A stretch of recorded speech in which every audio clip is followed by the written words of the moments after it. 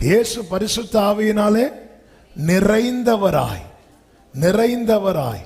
அடுத்த வார்த்தை ஆவியானவராலே கொண்டு போகப்பட்டு.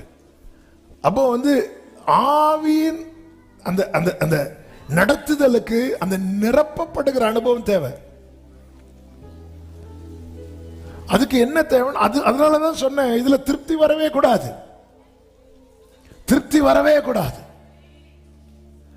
அதை தொட்டுட்டார், அபிஷேகம் கிடைச்சு. அப்பா சொல்லுவாங்கல்ல புரியுறதுக்கு, ரட்சிப்பு, ஞானஸ்நான அபிஷேகம், பாஸ்போர்ட், விசா, ஃப்ளைட் டிக்கெட், 3 கிடைச்சு அப்படின்னு நினைச்சிட்டு அப்படியே உட்கார்ந்துடக்கூடாது.